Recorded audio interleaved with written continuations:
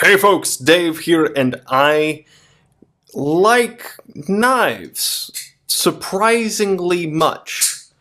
This is the Boker Kalashnikov Blade Ops, I believe, exclusive, the Recurve XL, and this is what I carried for my last week of work, this previous week of work.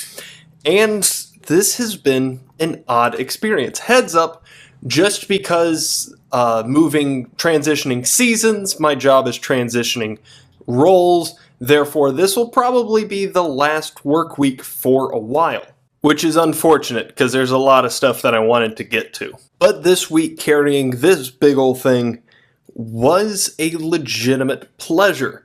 This knife has four primary characteristics. It is a push-button automatic, it has Oz 8 steel, it is chisel ground, which I'll explain in a second, and it's a recurve. 3 of the 4 of those I actively dislike. Surprisingly, they do come together in this knife.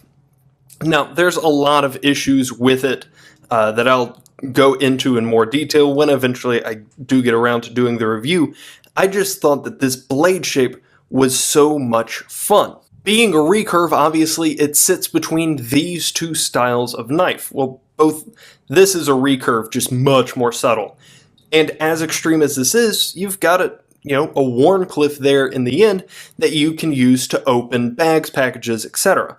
But because it's Oz 8, the steel absolutely sucks, so it's not going to hold an edge for any time at all. However, when that happens, you've still got a very strong tip for piercing, get the knife into whatever you're going for, and then you've got a hawk bill right here that you can catch material on the inside of this curve, and even though this may blunt up something fierce, you're still going to be able to cut because the material is being grabbed by the tip and gathered in the main cutting surface. Chisel grind I am not a huge fan of, but again, thank you, JS, I believe. I did figure out how to sharpen it. It's not too terribly difficult. Just something I think is unnecessary, especially on Oz 8. But did not very much impact my usage of this knife. As big as it was, much like with the Mannix, this is something that I expected to sit bigger in my pocket, but it just didn't. This button in my big old chemical gloves is very easily pressable, very easily actionable, and you can close it with the one hand, something I was unable to do with the Mannix. And actually my biggest issue with the keyhone that, again, I'll talk about. I'm going to talk about this one fairly soon. The pocket clip. On the Kalashnikov line, the pocket clip is fairly divisive, and for good reason. I think it's very stupid. However, again, on this knife, as deep as it sits, these ridges really do help you pull the knife out. There are other ways of doing that. I think it's the Spyderco PPK, just the first knife that comes to mind for it, has some jimping or some texture on the pocket clip. That way you don't have the, such a loud, weird, awkward pocket clip. Little texture does the same thing. This is probably just a cheaper way to do that while still mimicking the ridges of the knife. I've used this in a work situation, but I wasn't wearing gloves at the time, certainly not as big a gloves. So I did not notice, this feature quite as well, because I could just grip it better with my bare hands. And I'm just now realizing, holding these up, that the big knife actually has the smaller pocket clip, which now I actually kind of understand the Benchmade bug-out clip. When that was released, there were a lot of people that started talking about appreciating a smaller clip on a bigger knife. And with this, I actually do understand that. It would be nice if Benchmade would do it on more stuff. Corrosion was also not an issue on this knife at all. Again, I haven't used it as much as my knives prior, just because transitioning to doing less cutting task in my job. And the Oz 8 might be a little bit more corrosion resistance than the 154 cm that was on the launch. I don't know that. I think that. Please correct me if I'm wrong, or I'll just correct myself.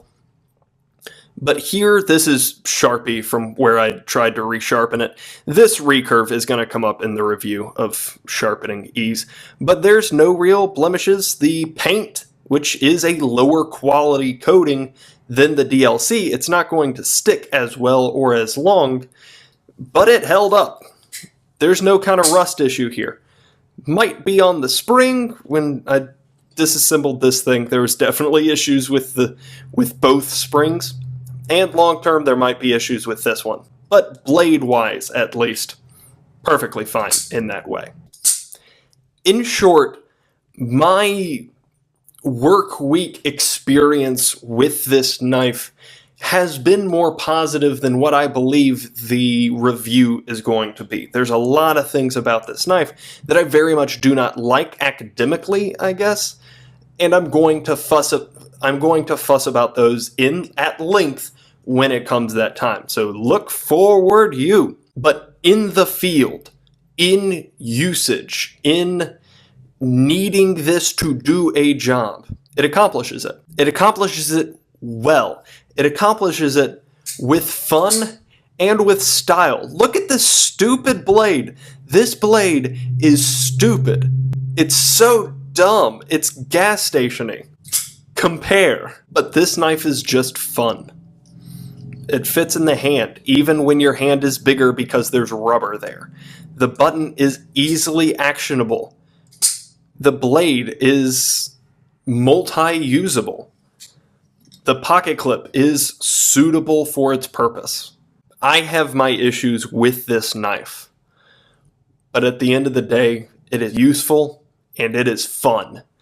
And that's really the best thing that I can ask of any knife. If you have any questions, comments, concerns, or suggestions, let me know down below. And other than that, you have a great day. Bye.